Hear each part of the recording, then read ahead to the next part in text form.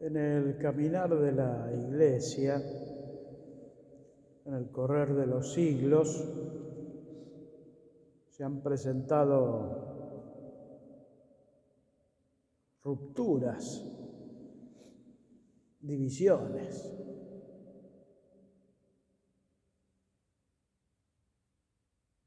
Al punto que en este tiempo,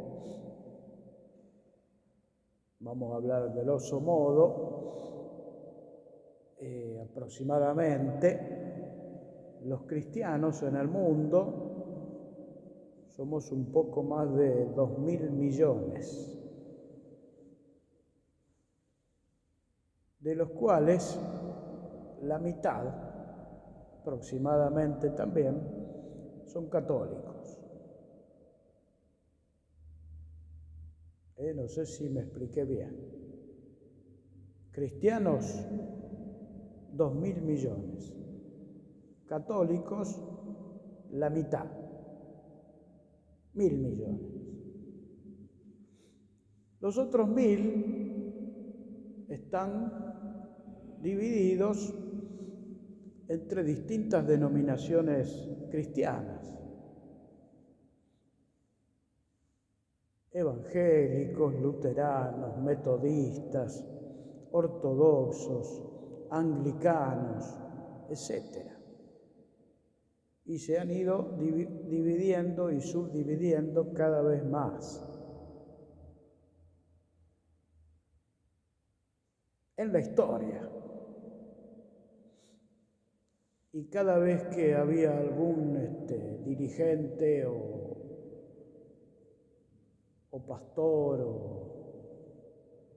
que tenía desacuerdos con algún otro, se separaba y formaba su propia comunidad religiosa. Y esto es un escándalo. Que los cristianos estén divididos es un escándalo.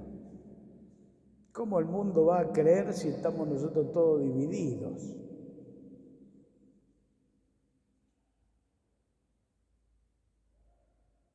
Y esto se fue arrastrando en la historia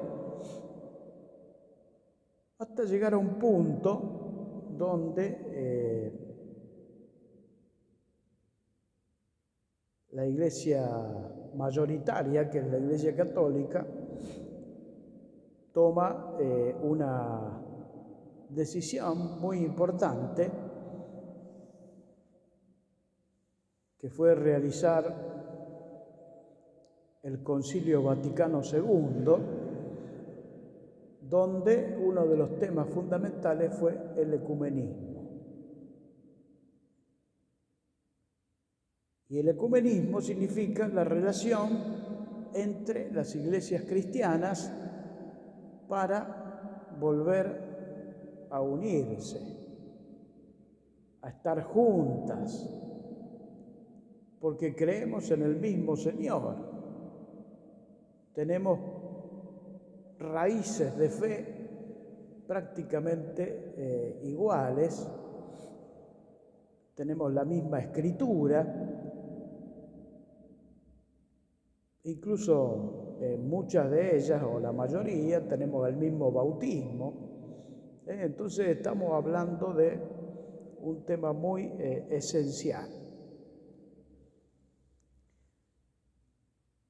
El Evangelio lo dice de esta manera, acabamos de leer: que todos sean uno, como tú, Padre, estás en mí y yo en ti, para que también ellos sean uno en nosotros, para que el mundo crea.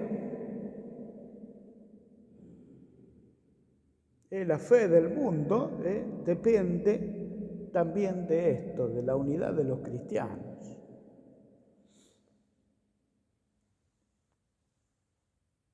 Y esta no es una tarea sencilla, porque hay heridas,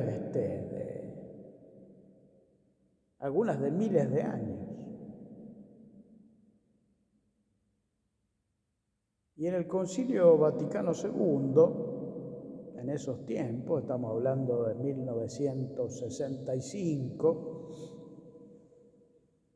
el Papa de ese tiempo, Pablo VI, hizo un gesto muy hermoso, porque invitó al patriarca de la Iglesia Ortodoxa, que se llamaba Atenágoras, a firmar la paz. ¿Por qué digo esto? Porque principios del milenio pasado, estamos hablando del año 1000 más o menos, 1000 y algunos años más, el patriarca de Constantinopla había excomulgado al Papa y el Papa había excomulgado al patriarca de Constantinopla. Constantinopla era prácticamente la capital de Turquía y de toda esa zona que conformaba la Iglesia Ortodoxa. Entonces, con el patriarca Atenágoras y Pablo VI se levantaron mutuamente la excomunión, como un signo de hermandad, de paz y de trabajar juntos por la unidad de los cristianos.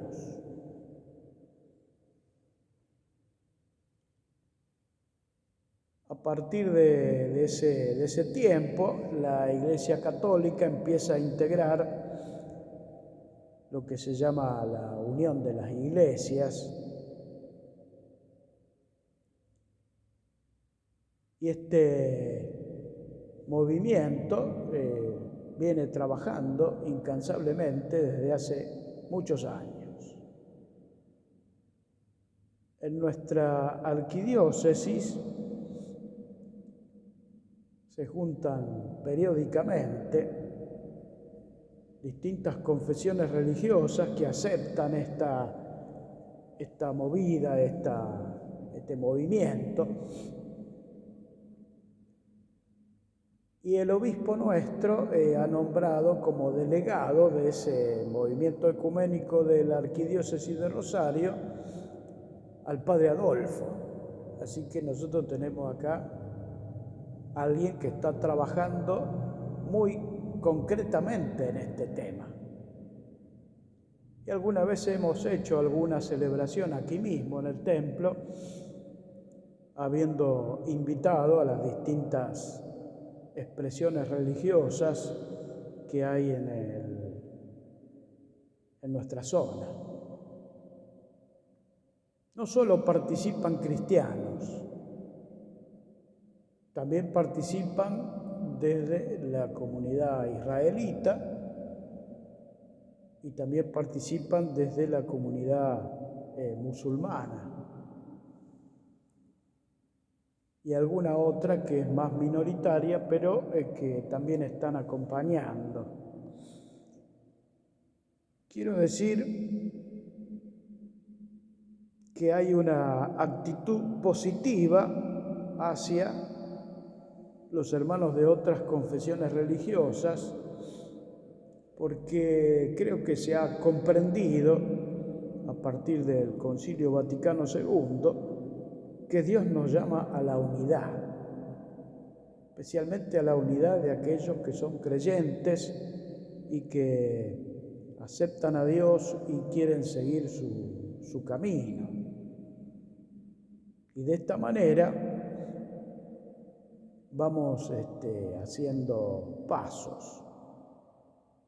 Papa Francisco se reúne periódicamente con distintas autoridades de las iglesias y de distintas religiones, incluso no cristianas.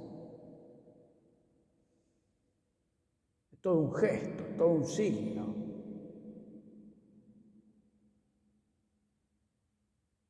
en épocas anteriores al concilio muchas veces era casi imposible el diálogo. Hoy se hacen celebraciones en conjunto,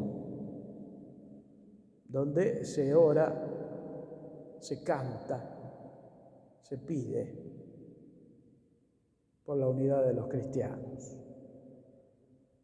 Creo que el Evangelio, especialmente antes de Pentecostés, está pidiendo que seamos uno, justamente.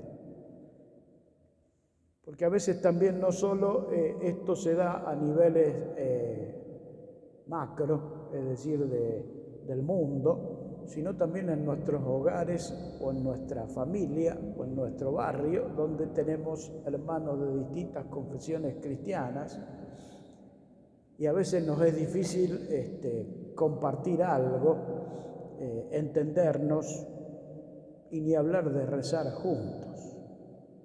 Por eso digo, la Iglesia nos está invitando desde la palabra y desde los gestos a tener una actitud distinta de la desconfianza o de la del rechazo o la de el no diálogo, justamente porque la Iglesia invita al diálogo a todo nivel, desde las más altas jerarquías y desde las distintas diócesis del mundo, desde los mismos obispos, los sacerdotes y toda la comunidad eclesial, para que caminemos en ese sentido de unidad y recemos siempre por la unidad de los cristianos.